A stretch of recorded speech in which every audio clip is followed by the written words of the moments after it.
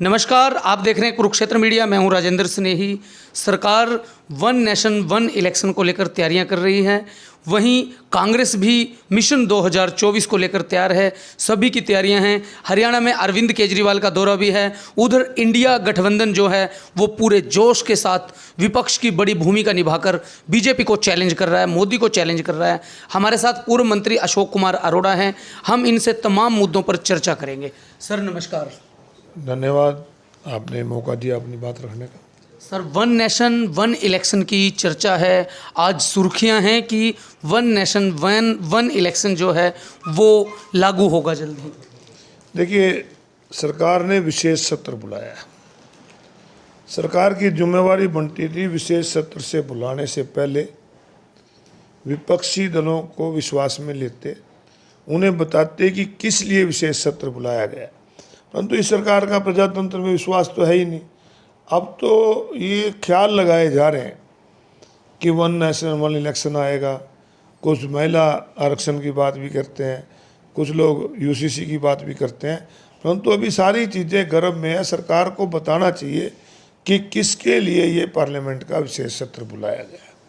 आपका क्या मानना है, वन नेशन वन इलेक्शन जो है, आप व्यक्तिगत या फिर पार्टी के लेवल पे इसके फेवर में हैं या नहीं? देखिए, जब तक किसी भी बिल का कोई प्रारूप लोगों के सामने नहीं आता कि वन नेशनल वन इलेक्शन में ये क्या करने जा रहे हैं, तो अब तक उससे पे बात रखना मैं मानता हूँ कि कोई अच्छी बात नहीं मानता। कोई पता ही नहीं हमें।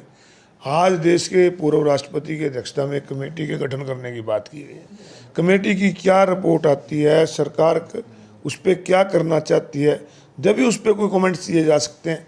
अभी तो कुछ पता ही नहीं कि करना भी है कि नहीं करना।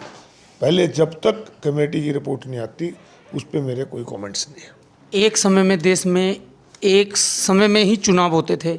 आज़ादी के बाद से ये व्यवस्था थी, बाद में ये व्यवस्था गड़बड़ा गई। सरकार तर्क देती है कि देश पर भारी बोझ पड़ता है, आर्थिक और विकास का चक्कर रुक जाता है। देखिए, एक इलेक्शन एक नेशन पहले होते थे, क्योंकि देश आज़ाद हुआ उसके बाद ना तो पहले विधानसभा थी ना पहले पार्लियामेंट थी।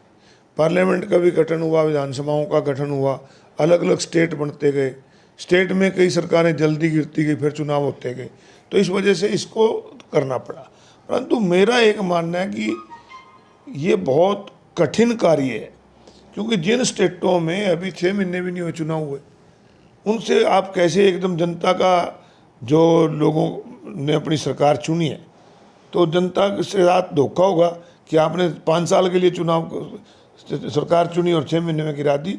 तो इस पे सारी आम सहमति तभी बन सकेगी कि बिल में क्या आता है, रिपोर्ट क्या आती है, रिपोर्ट के बाद सरकार बिल किस तरह का लेके आती है, तभी इस पर बात करनी पड़ेगी। हरियाणा में कांग्रेस मजबूत होती जा रही है, रैलियों का दौर शुरू है। मिशन 2024 को लेकर क्या तैयारियां चल रही हैं? देखिए, आज पूरे प्रदेश के अंदर, हरियाणा में जो आपने जिक्र किया, बीजेपी जेजेपी सरकार पूरी तरह से विफल हो चुकी है। आज रोजगार ना मिलने की वजह से बच्चे पलायन कर रहे हैं, नशा लगातार बढ़ता जा रहा है, बेरोजगारी में हरियाणा नंबर 1 पे पहुंच गया है, महंगाई की मार लोग झेल रहे हैं, लॉ एंड ऑर्डर की स्थिति इतनी खराब है कि छोटे से छोटे आदमी से भी फिरौतियाँ मांगी जा रही हैं। तो इस प्रकार लोग बदलाव चाहते हैं, और मुख्यमंत्री का जो रवैया विधानसभा में देखने को मिला, ये लगता है कि ये घमंड से भरे लोग हैं। कहते हैं मैं बखियाँ उधेड़ दूंगा। संदीप सिंह के खिलाफ पुलिस ने चार्जशीट जारी कर दी, उससे इस्तीफा लेने की बजाय कहते नहीं लेंगे नहीं लेंगे। तो ये जो घमंड से भरे लोग हैं, जो पूरी तरह से फेल हो चुके हैं, पूरी तरह से भ्रष्टाचार में डूबे हुए हैं, लोग इनको बदलना चाहते हैं, और विकल्प केवल हरियाणा प्रदेश में कांग्रेस पार्टी है। सीएम मनोहर लाल जनसंवाद के बाद अब साइकिल यात्रा निकाल रहे हैं आम जनता से मिलने। जनसंवाद नहीं, जन अपमान था। जनसंवाद में मुख्यमंत्री ने लोगों का अपमान किया। अब साइकिल यात्रा है तो साइकिल पे चढ़ के भी लोगों का अपमान करेंगे। मुख्यमंत्री लोगों का विश्वास खो चुके हैं। आज लोग इस उम्मीद में बैठे हैं कि कब चुनाव हो तब इस सरकार को बदला जा सके, क्योंकि सरकार हर मोर्चे पे विफल हुई है। और मुख्यमंत्री का जो घमंड है और मुख्यमंत्री के रहते जो भ्रष्टाचार हो रहे हैं, आज लोग इस मुख्यमंत्री को ही बदलना चाहते हैं। आशा वर्करों का आंदोलन जारी है, स्वास्थ्य मंत्री से मुलाकात भी होगी, उसके बावजूद भी उनका प्रदर्शन चल रहा है।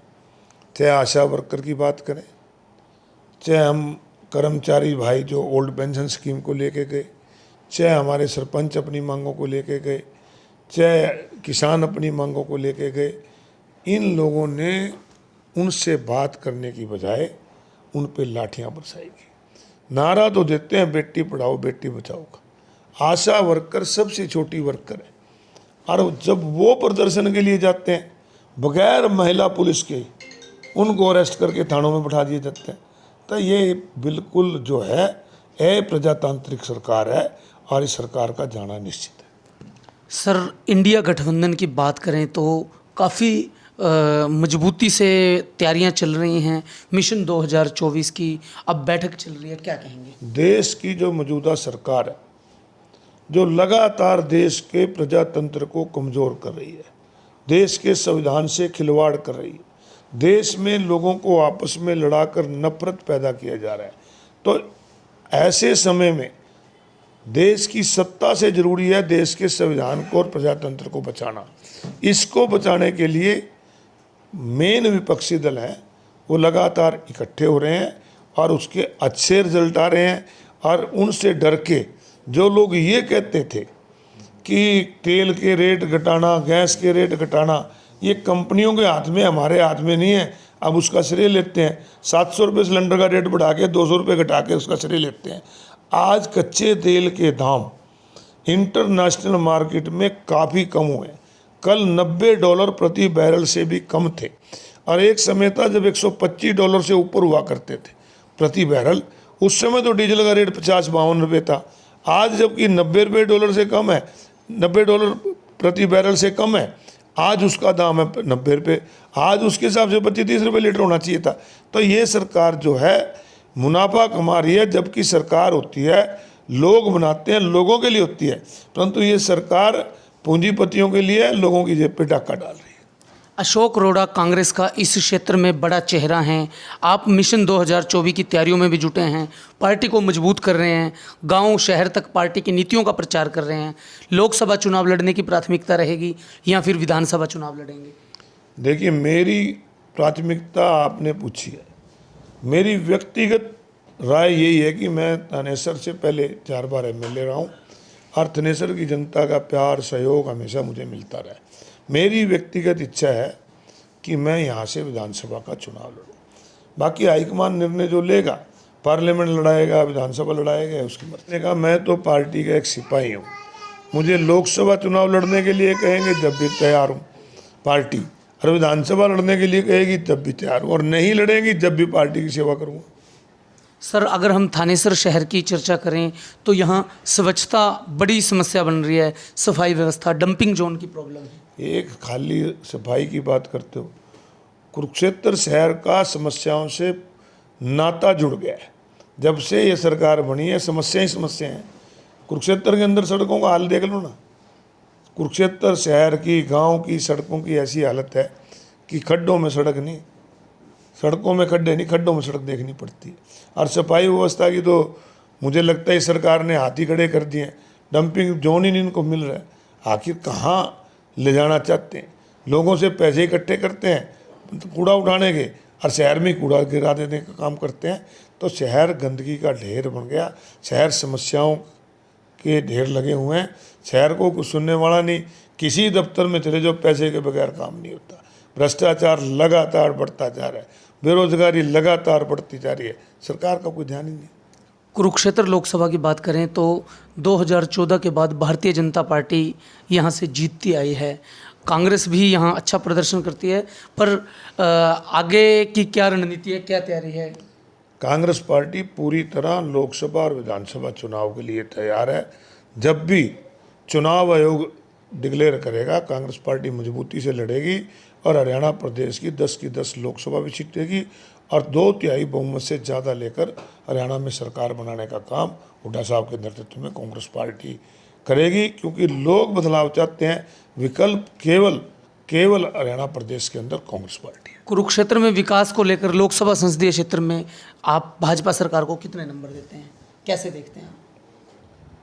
ये बात तो कुरुक्षेत्र के पार्लियामेंट के मेंबर से पूछना कि उसने कुरुक्षेत्र में किया क्या है।